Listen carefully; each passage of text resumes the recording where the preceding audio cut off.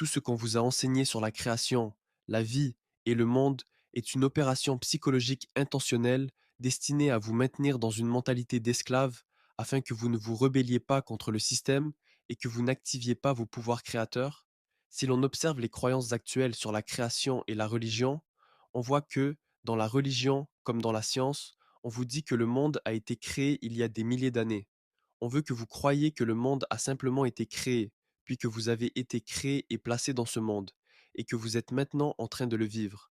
Croire cela vous met dans une mentalité d'esclave et vous rend impuissant, car cela vous apprend inconsciemment que vous n'avez aucun pouvoir sur la création. On veut que vous pensiez que vous ne faites qu'expérimenter un monde déjà achevé, et que la science fasse croire que tout n'est que matériel. Le modèle héliocentrique, la physique moderne, tout cela est fondé sur la matière pour vous faire croire qu'il n'existe qu'un monde matériel. Tout ceci est l'exact opposé de la vérité. La vérité, c'est que la source, Dieu, l'univers, peu importe le nom, n'a pas simplement créé le monde il y a des millénaires. Il est en train de créer la réalité en cet instant même. La création se déploie maintenant, à chaque seconde. Je l'ai répété des millions de fois. Le monde est une manifestation cristallisée de l'esprit. Nous vivons dans un univers mental, et le champ infini de l'esprit s'exprime et se cristallise dans ce plan matériel. Tout a d'abord été pensé dans les royaumes invisibles et immatériels avant de se manifester physiquement.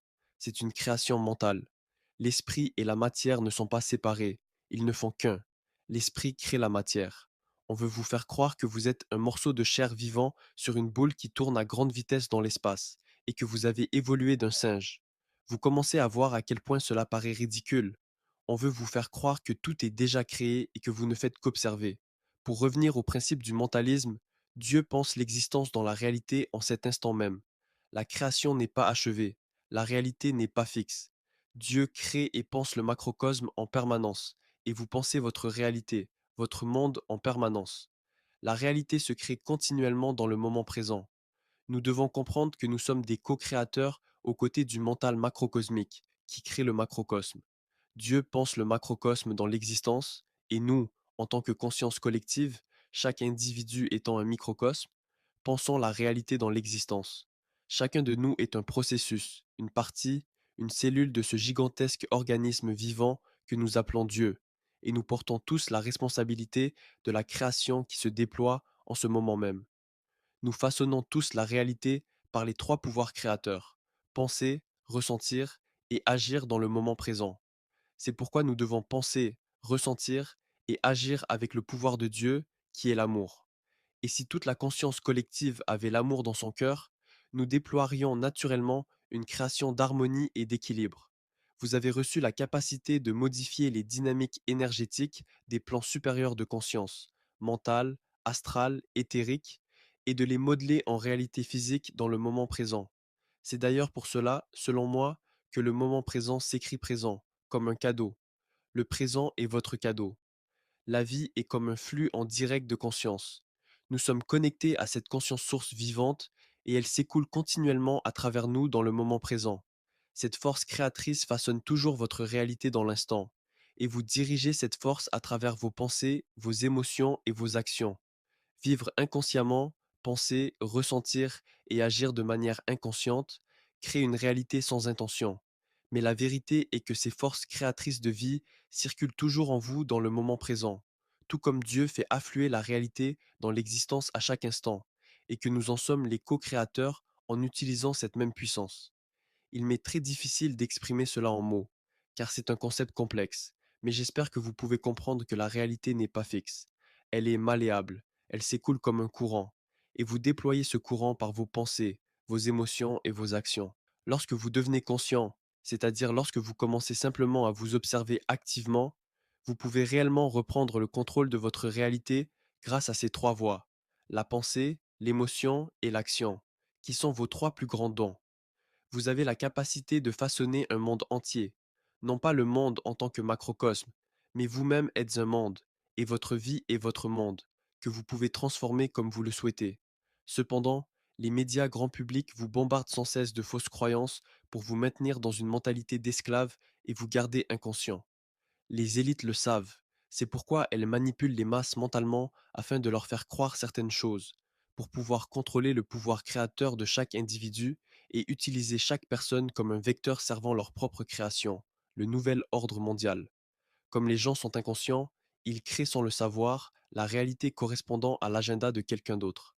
Nous devons nous éveiller et comprendre que nous sommes tous les maîtres de notre propre monde et de notre réalité, et que la création n'est pas figée. Collectivement, nous construisons ce projet que nous appelons la Terre, dans le moment présent. Ainsi, personne ne viendra nous sauver. Nous devons nous sauver nous-mêmes. Nous devons prendre conscience de cela et utiliser les forces qui guident notre âme dans cette vie, qui sont l'intuition et l'imagination, ces deux pouvoirs féminins capables de façonner notre futur et notre destinée. L'imagination est extraordinaire. Les forces créatrices auxquelles nous sommes reliés, comme un flux de conscience créatrice, s'écoulent en nous à chaque instant, et nous dirigeons ce flux consciemment ou inconsciemment. L'imagination a le pouvoir de modeler votre avenir. Elle vous permet de vivre mentalement une réalité et d'y projeter vos cinq sens, ce qui imprime cette réalité dans votre subconscient. Le subconscient, que j'aime appeler l'intelligence infinie, est la force qui crée tout ce que vous pensez, ressentez et faites. L'univers répond à ce que vous êtes, non à ce que vous voulez. Si vous pensez négativement, il répondra à cela et matérialisera ce que vous êtes intérieurement. Il ne répond pas aux souhaits, mais aux actions véritables que vous imprimez en lui. Lorsque vous imaginez une réalité, elle se dépose dans votre subconscient, qui travaille alors en coulisses pour la rendre possible. Tout comme si vous vous coupiez le bras, votre subconscient enverrait instantanément cellules et sang pour guérir la blessure. De la même manière, si vous imaginez une vie, il vous enverra des pensées et des impulsions destinées à transformer cette vision en réalité. Mais c'est à vous d'agir sur ces pensées pour permettre l'accomplissement de cette création. Voyez votre subconscient comme un générateur de puissance. Tout ce que vous y placez, il l'amplifie, mais il ne peut créer la réalité si vous n'agissez pas sur les suggestions qu'il vous envoie. Ce message n'est peut-être pas comme mes contenus habituels, mais cette révélation m'est venue et j'ai ressenti le besoin de la partager, car il est essentiel de comprendre tout cela pour sortir de cette mentalité d'esclave, de cette posture passive où l'on ne fait que réagir et subir, afin de devenir un co-créateur conscient avec les forces créatrices de Dieu. Si le monde pouvait s'éveiller à ce message, nous pourrions collectivement façonner la destinée de ce monde et de la création. Finalement, notre nouveau livre, le livre du symbolisme, est maintenant disponible. Je suis impatient de partager ce travail colossal